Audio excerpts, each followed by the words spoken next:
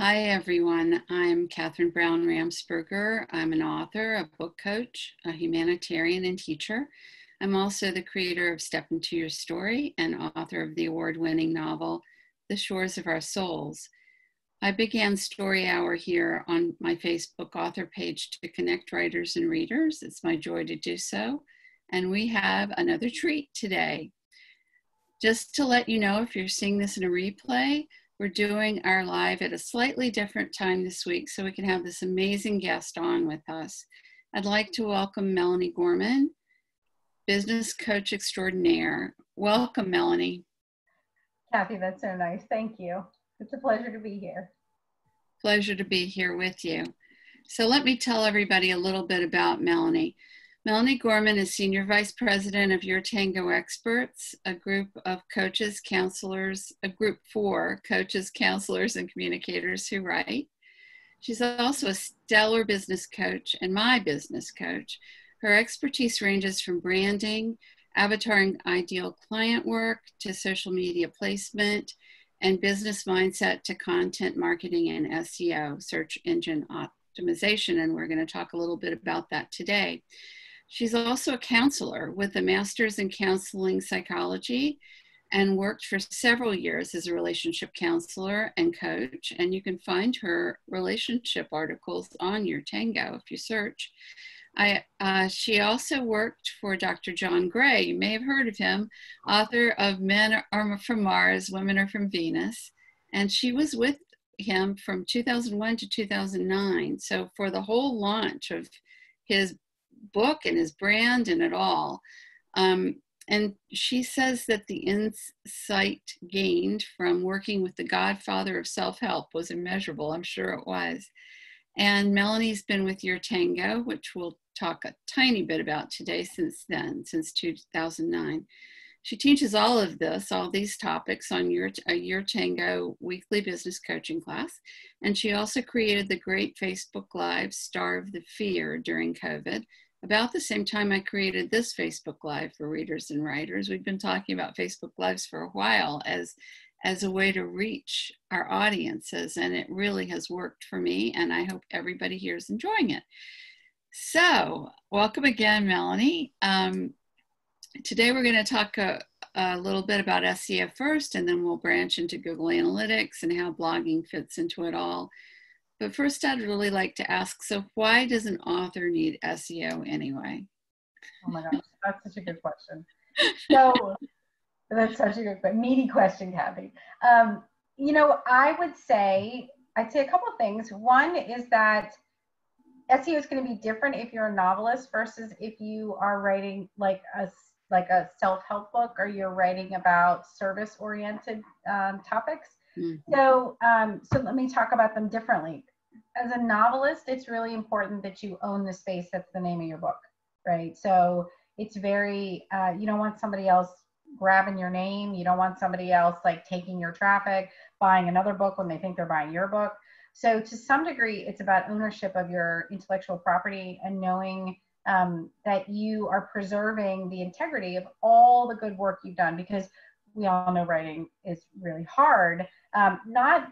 And it's not as hard for everybody, but there's a whole lengthy process to it. So to sort of turn that over to people without taking some consideration for how the internet actually works it's not a smart business move.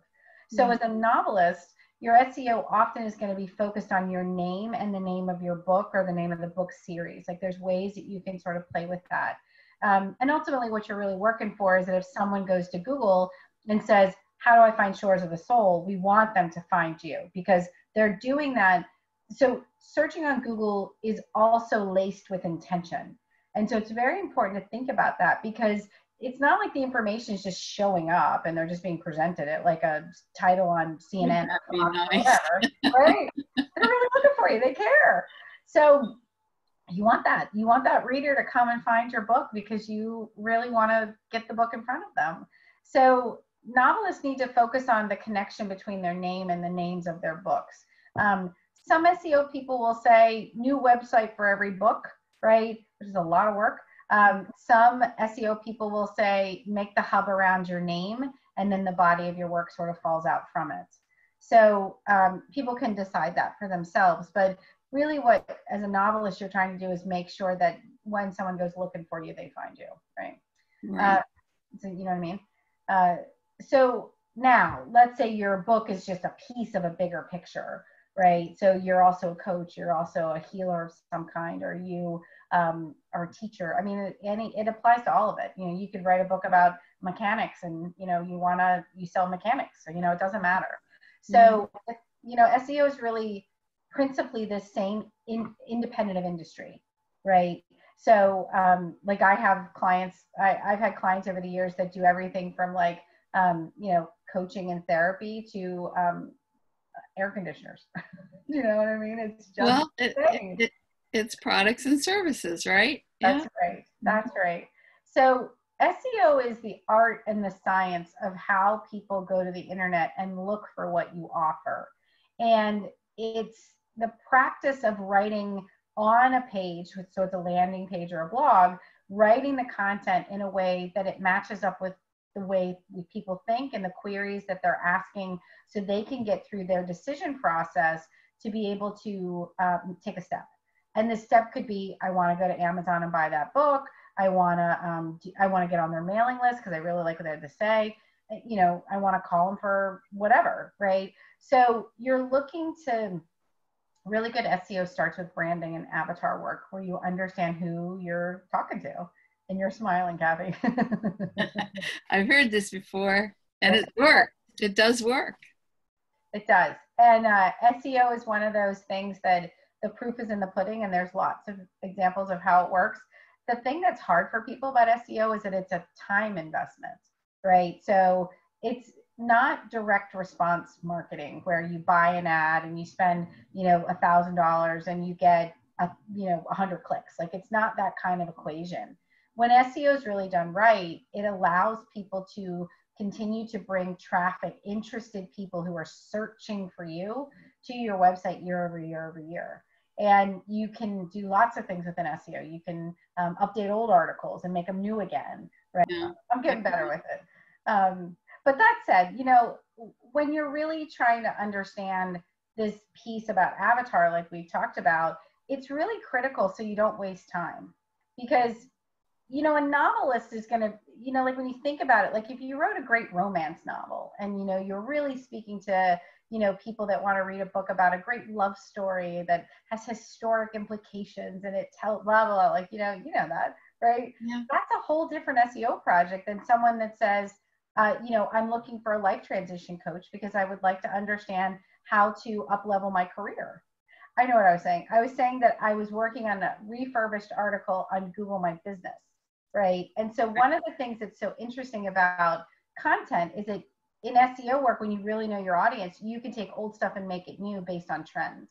So what I did in this article was I made it, there's a bunch of Google My Business changes that have happened because of COVID. So I updated it, you know. So sometimes writing, when you really get into an SEO project, it's an ongoing thing, a little bit all the time, right? So it's important to have good expectations. It builds on itself. I don't think that's something people really realize, because they may have heard of keywords, or they may have heard of even key phrases, or Google My Business, but they don't realize how it builds on itself. And you have to have patience. But once you have the patience, I think all of our work together for me has really yielded in the past 3 months. It's like a big garden now. It is like a garden, you know. You plant the seeds. They first they don't come up, then they come up like this the next spring, then they come up like this, and then they've got a tree. So that's the idea. And you know, when you are really targeted from the beginning, then what happens is you're telling a story to Google is what you're doing, right? So you guys are writers, and you know, you all read lots of books, and think about that. Like, your whole website is the narrative between you and your in Google. And what you're attempting to do is to help that algorithm understand the words and the vocabulary that really marry up with your work. Yeah.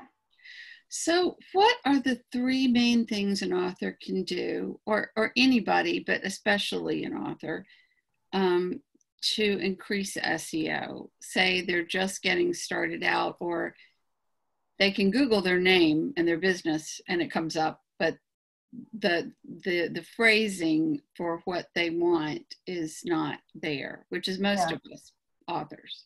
Yeah. Because we don't, I still don't get it. I'm so thankful for you. I'm beginning to understand it a lot better. Mm-hmm. But how would you have someone start to increase their SEO value? So the Google Analytics, one of the two, they kind of go hand in hand. Yeah, and so so the first thing I would say is you want to understand who you're looking to attract to the website. So the very first exercise is really about if you could bring in any kind of demographic or audience profile or reader, who are they, right? Is it a lover of romance books? And so it's really not all that specific. It's just they like this kind of genre, right? Or is it someone with a certain set of problems or a certain set of challenges? Like, who is the person you're trying to bring to the website? And you have to understand that first, because everything stems from there. It is just like a garden. Are you planting your seeds in soil that's really sandy or really has lots of clay in it, right? You're going to have a totally different gardening approach, right? To use your metaphor. So you need to understand who that avatar is. And when I do this kind of work with people, I really suggest that they get meaty and detailed about it. So sometimes it's great to write a little narrative about that person and personify them, right? So that you start to think about what must go on in their life for them to be in a place where they say, I need help, I want answers, I want entertainment, right? Whatever it is, like what is going to happen? It's going to lead and compel somebody to go to Google and say, how do I, whatever, right? So you should rank for your name. Okay, most of us are not named John Smith. Now, if you're named John Smith, I'm sorry, right? You might want to call you Mr. John Smith. Why I got married was to change my name from Brown to Ramsperger. I remember this, right? So, but Ramsperger's hard because it's hard to spell. Right? I know, you just can't win, but oh well. Okay, I figured it out after all these years.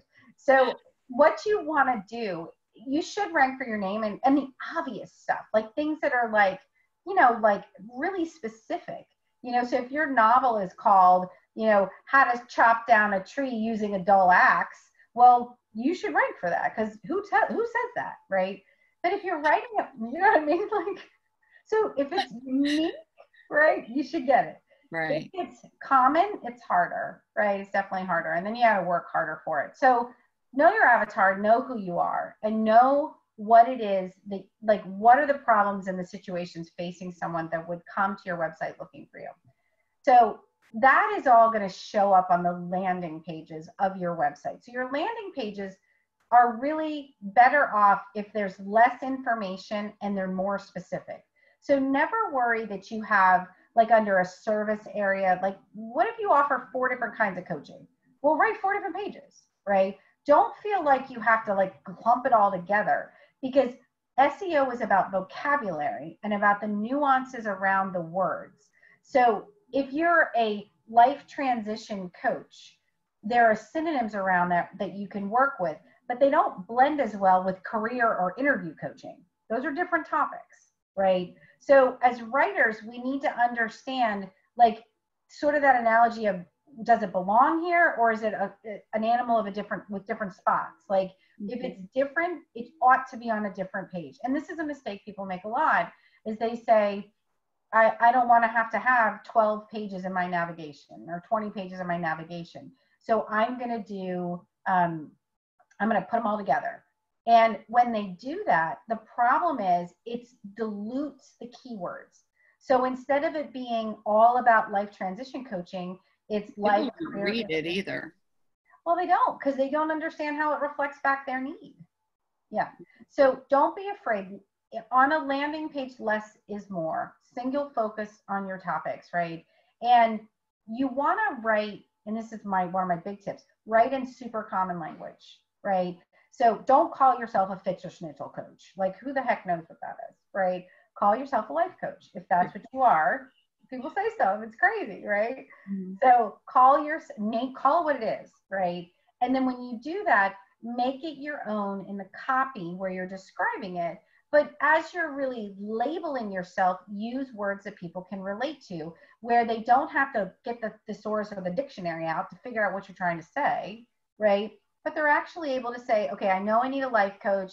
Okay, and she specializes in women over 50, right? Or she specializes in interracial relationships, or she specializes in, bi-coastal relationships, whatever, right? You get the idea. So know your avatar, arrange your website in a way that it's clear so that people know where they're going and that each individual page serves its own unique purpose, right? So I would say that. And the third thing I would say is you must supplement your website with a blog, right? And the reason that that's important is that within that umbrella of life coach are all the different minute issues that people deal with that are really meaningful to me. And so I go to Google or my phone and use my microphone, right? And I look those things up. So SEO changed forever when we really got to a place where our phones were living on our person, right? And so now what we do is we say, where's a life coach near me? And we just speak it. And what Google now does is it will say, oh, GPS is here, connect that to the map, right? And the Google My Business, and bam, here's a life coach 3/10 of a mile away, right? It's amazing what it can do because we want convenience in our lives as people. We don't want to have to go hunt around. So the people that are getting the business are the people whose websites are clear, they're written in language that's common. They're not talking over people with so much jargon, but they're not dumbing it down and making people feel like they're dumb, right? As if they don't understand it. They're making an effort to communicate clearly as opposed to translate what they think they need to say to keep looking good or whatever that is, right? So write your website, more pages that are specific to what you need, and then you fill it out with the blog. And you really are going to write your blog as often as you can because there's an abundance of things you could write about, so there's not a shortage. So I want to get to blogging in a second, and thank you for those first three. So I want to translate this to people who don't coach out there, who are just authors. And so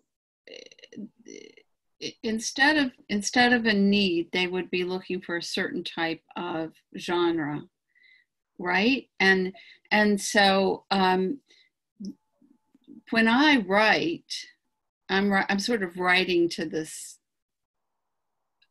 overlord, for lack of a better word.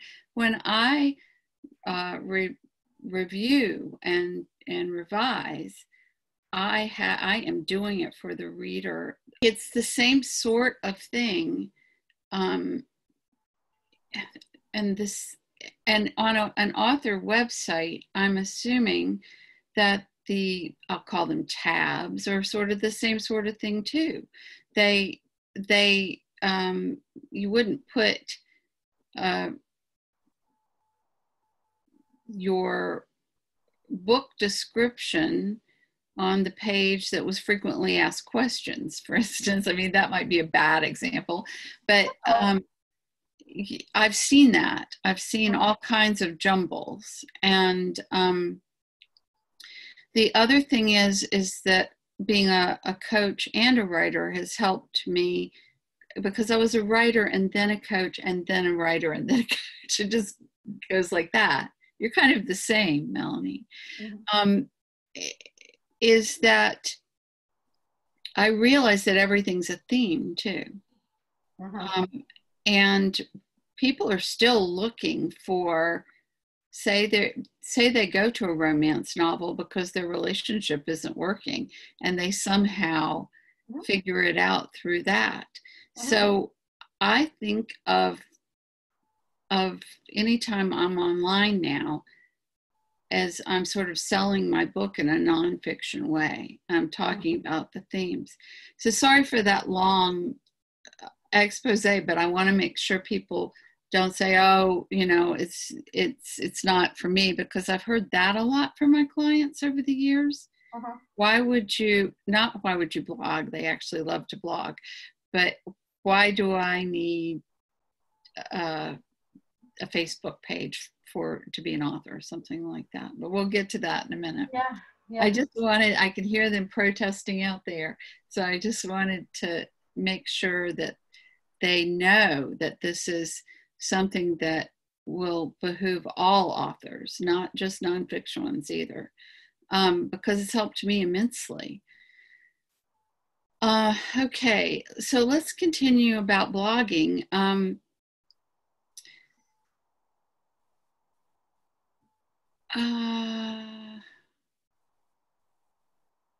So I guess what I'm rephrasing this in my mind as we go. So somebody on Google My Business says, how do I find a mystery novel? That's not exactly the way, looking for a mystery novel. Maybe they just put in mystery novel. And then in terms of my own experience, it would go straight to my blog. So is your question, how does somebody go from a search query to finding you? Yeah, and I'm assuming that the blog is the connecting piece, but maybe not. I don't know the answer to that. I mean, it really depends on what the query is, right? So if somebody says, so I'll say a couple things. One is that when people do their queries, if they're looking for a mystery novel, chances are they're a mystery reader, right? And so there's someone that has probably read potentially lots of mysteries. And so they're going to have qualities to that search that try to weed out the stuff they already know, because they want to find the stuff that's new or interesting or noir, or whatever their special thing is that they want to find, right? So the queries are usually by the user made longer. So your phrase may not be mystery novels. It might be mystery novels about the 1800s, right? Or mystery novels that from World War II, or mystery novels that mirror history in real life, like whatever, right? Yeah. So part of the deal with SEO is that the more specific a search is, for us, it's actually better, because then the person is sort of like cutting the wheat from the chaff, and they're saying, I want to find this specific thing. So when you know the avatar and you know who you're writing to, then you can say, I am this specific, instance for this particular query. And SEO requires tools, right? So this is where the rubber meets the road for a lot of people, is that the keyword research to figure out how many people are looking for a specific query are tools that have to be paid for. So there are no free tools out there that give you everything you need.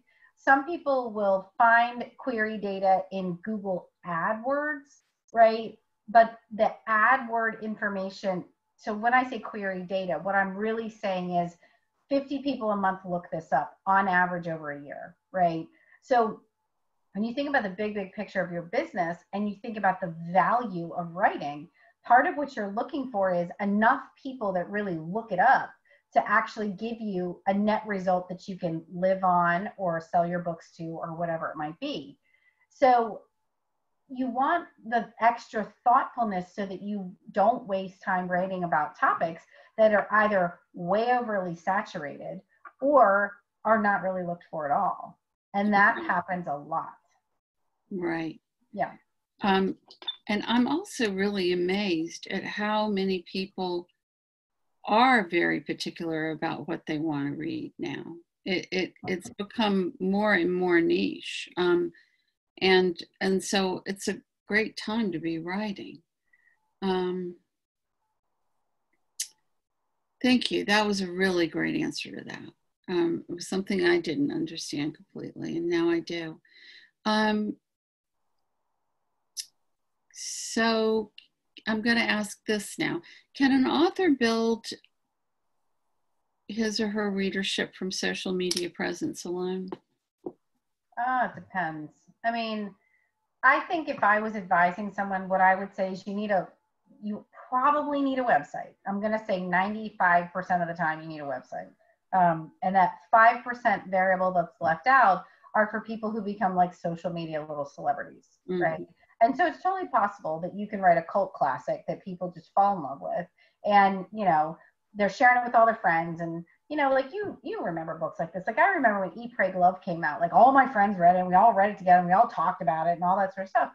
Or Brene Brown, or back when I was a kid, J.D. Salinger. Like, yeah. I mean, there's so many things, but they didn't talk about it in the same way when we were kids that they do now.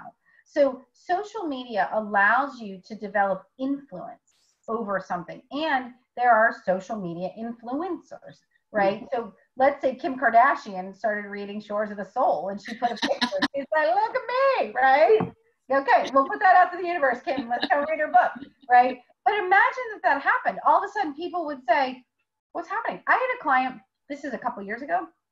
She was a recipe writer and really interesting, kind of a little stodgy, a little nice lady, but she definitely had her way about her, right? So she insisted on creating recipes a certain way, and she was going on vacation. And so the recipe that we worked on before she went on vacation was about using apple cider vinegar. This is really random, right? But it was about apple cider vinegar. And it was about the health properties of having apple. Now, you know this today, right? So this is probably 4 years ago.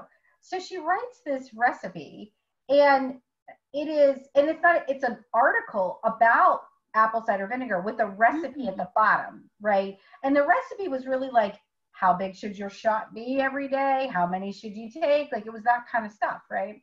And sure enough, on Twitter, so my client goes on vacation. On Twitter, Kim Kardashian tweets that she's drinking apple cider vinegar twice a day to lose weight, right? So now she's doing this, and my client's article shoots to the very top of Google, right? All the editors at Your Tango are like, do we know anything about apple cider vinegar? And I'm like, well, that just so happens I do, right? Totally random, right? So this article goes from Your Tango to Yahoo, and then, you know, is up on the first page of search for months because Kim Kardashian had right? I mean, it's just, so that can happen, right? Social media is really powerful, right? And the trick with it is to know where you belong, right? So you shouldn't, and I'm using the big should word right now, but you shouldn't do everything, right? No one has enough time to be on Facebook, LinkedIn, Twitter, Pinterest, Instagram. Who's got time for this, right? Pick your lane, master your lane, right? And if you're going to do book clubs, well, Facebook is your place because you can do groups, right? If you want to go do drop-in on women's groups and organizations, Facebook is your place. Now, no one's letting you into their group if you're not on Facebook to be verified, okay? So there's social proof that's important as well. If you are doing a book that has like companion products that go with it, like you've got a coffee mug that goes with your book and blah, blah, blah, be on Instagram. Yeah. You know what I mean? Be on Instagram. Mm-hmm. So you want to think through where your people are. And there's also demographic information, right? Don't do LinkedIn, by the way. Don't waste your time on LinkedIn because no one shares content from LinkedIn. I mean, the numbers are crazy, right? Nobody shares it. And that's because people on LinkedIn are looking for jobs, right? They don't want to hear what book you're reading in your quiet time while you're being unemployed and no one's paying attention to you, right? So anyways, that's what I would say about that. Well, thanks. And I just want to say that if you don't know it, Twitter, you've got to be on Twitter. It's a pain in my you know what, but because I much prefer Facebook, and I love Pinterest. But that's just my little guilty pleasure, Pinterest. And Instagram, and I've really come to enjoy Instagram. But I this year, that was my goal, was to be on Twitter more, and it's working. So I just want to put that one in there just for me. If you're looking for a publisher, an agent, or somebody that is an influencer, then that's the place. But if you're looking for your readers, Facebook. Yeah. All right.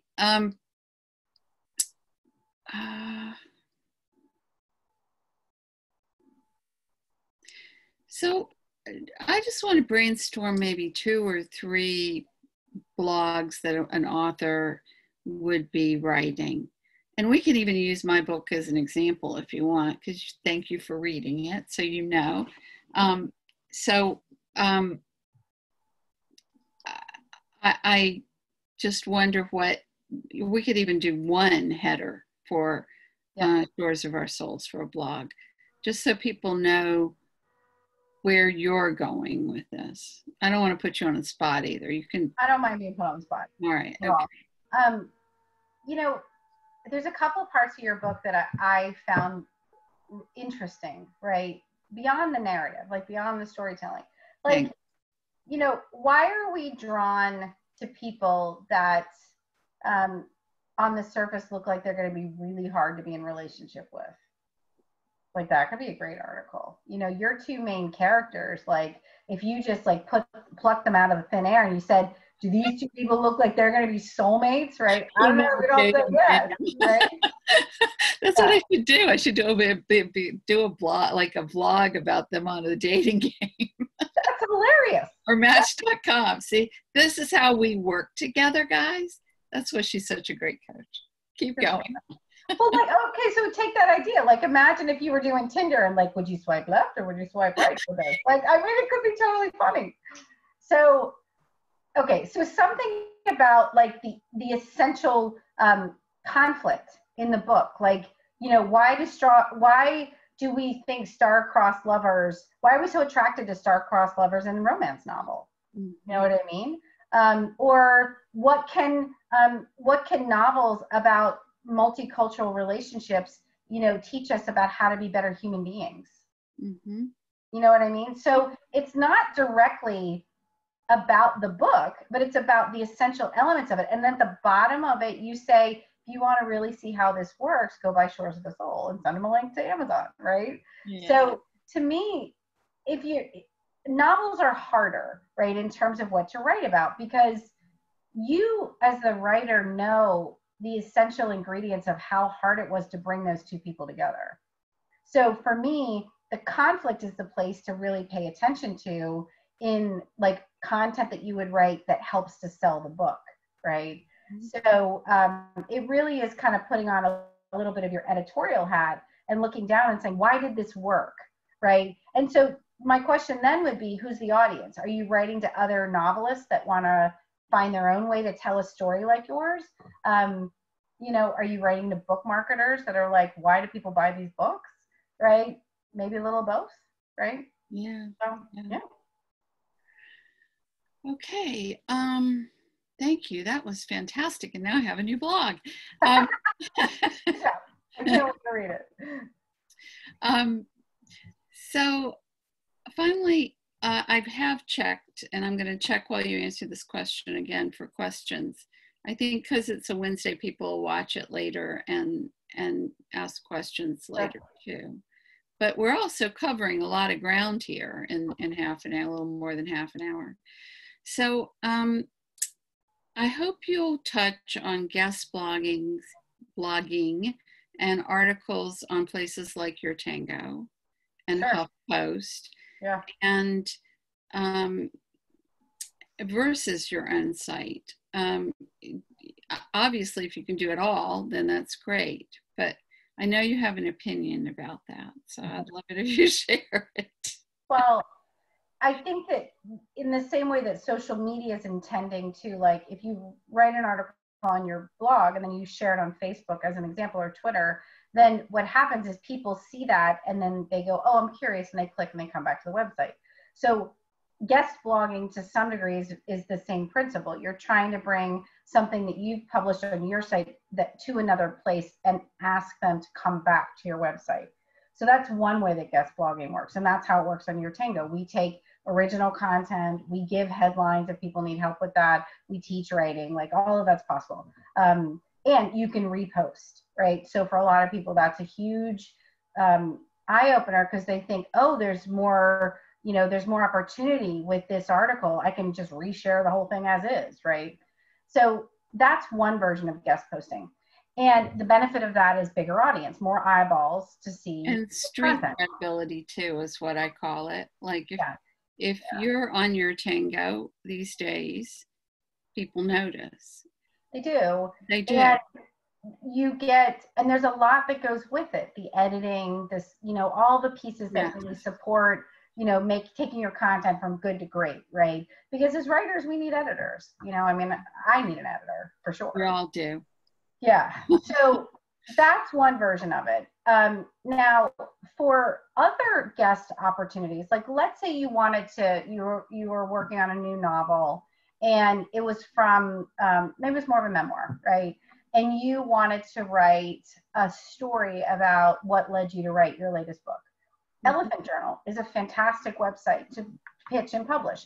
So in that instance, what you're doing is you're pitching the website, right, to write an original article. So you're giving them content. They're not paying you, you're giving them content. Now you're paid through a byline and a link. So here's what I always tell people. You must get the byline and you must get a link back to your website or it's not worth your time, okay? So, because what the link does is, this is an SEO thing, but when you click the link and it sends traffic back to your website goes, oh, high authority sites are clicking into my site. That's meaningful. So there's a big piece of SEO that's about reputation. And the model for it is playgrounds. So, you know, if you and I just started going to the same high school together, right?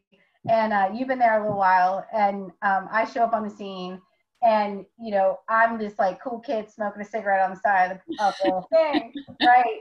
And you're like, oh, I want to be like her, and we become friends, and you're super popular. Now I'm popular. But if you look at me smoking this cigarette on the side of the thing, and you're like, that is awful, and da da da, well, my popularity goes down, right? So there's a reputation sharing that happens when popular is attracted to something that's new, and it influences how popular the new thing is. So on your website, if Elephant Journal links to your website, well, they're big and popular and people may not know you, and all of a sudden your popularity starts to go up. So linking in that way is a major SEO strategy. It's also pretty hard to do, right? Because you're pitching and you're writing these kind of blurby things, and you guys know about pitching because you've pitched your, you know, your books and whatever different things. So you never write until you get a yes, right? So unlike your novel or your self-help book or your whatever that you're starting on the process because you're writing a book proposal and all those good juicy things, you wait to write the article until you get the yes. And if you don't get a response, and you've set the clock, right? So I tell people, give them 3 weeks. If you haven't heard back from a pitch that you put out there to someone because it's an original pitch in 3 weeks, assume it's off the table, go to the next one, right? So then take the same pitch you did at Elephant Journal, take it to Bustle or wherever, right? So you can take your ideas down the road, but you never want to pitch Bustle and Elephant Journal the same day. Because what if they both say yes? Right. Right? Then you're in trouble. So it's a long game, but guest posting is really effective for building your traffic to your website, and all of that reputation begets itself. So yeah. Great answer. I always learn something new. I mean, I thought I knew a lot about that, but I learned a little tidbit. Thank you. Okay.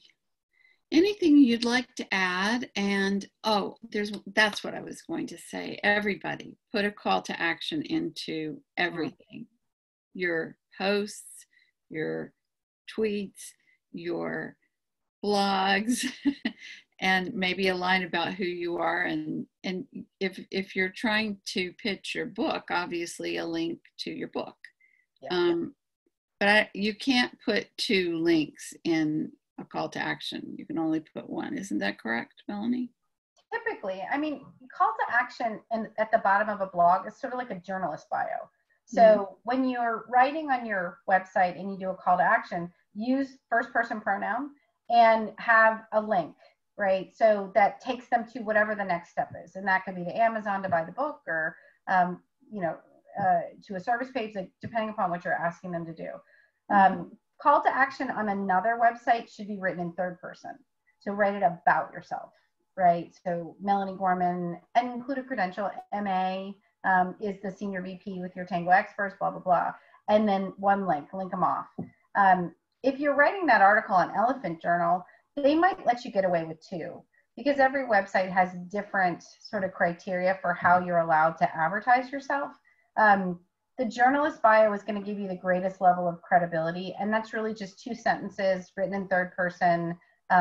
Lead with who you are and why you're credentialed to be the expert, writing about the topic, and then the second sentence is an invitation. So, you know, follow me on Facebook, you know, or Twitter, what have you. So that's what I would suggest. Okay. Thanks a lot for that. I'm just checking also for questions. We don't have any, but again, people are used to Thursdays. So please tell us how people can find you. Oh, you're so nice. Well, yeah, absolutely. Because I think you've given us so much information here that we can take, but I also know, and take and run with it, but I also know I would get only so far without touching base again. So how can we find you, and how can we find your writing? And I mean, you write really good advice articles. So thank you, Kathy.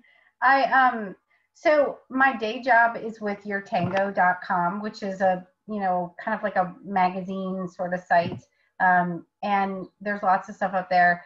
I run a business website. So if anybody's actually looking for SEO support or want to know more about SEO support, that's yourtangoexperts.com. And I have writing on both sites. And, you know, if anybody needs support with their SEO and they want us to look at their website, we do audit sites for free. So we will absolutely like run it through like Google checkers and see what it says about the authority and how fast it is. Like there's a bunch of things to look at to see how healthy a website is.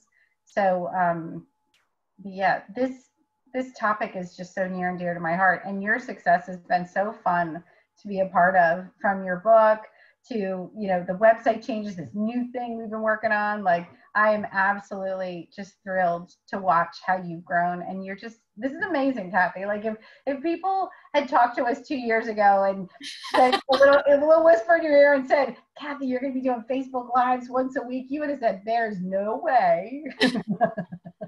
No way I'm doing that. And look at you now. You're just amazing. Well, thank you. I have much gratitude to you. I have much gratitude to Minnie, and I have a lot of gratitude to the people that have come on and talked about their books and let me ask them all my questions. You know, I'm a question girl. And so bottom line is everybody needs this, and authors need it even if you think you don't.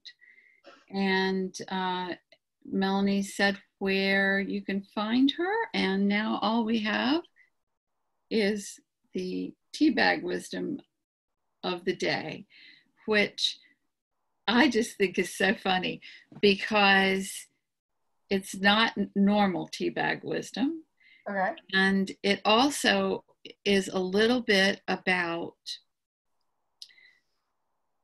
coming back to the pond again, because I really think with SEO and Google Analytics and even social media knowledge, it takes coming back again and again and again. Yeah. So here it is. Dip me again. I thought you would love it as much as I do. I was like, what? And then I got, oh yeah, that's why. Dip me again.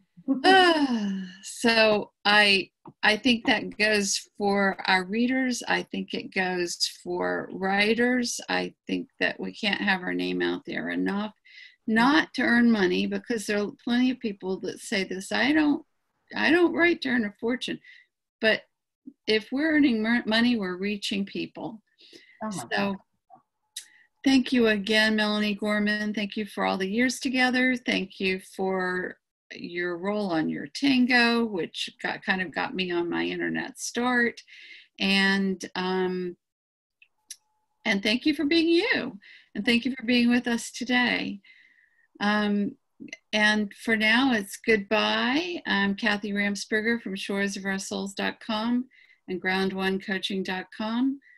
Come visit me on my websites or reach out if you have a question about writing craft, or just want to recommend a great book.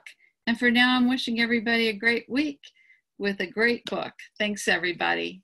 Bye, Melanie. Bye, Kathy.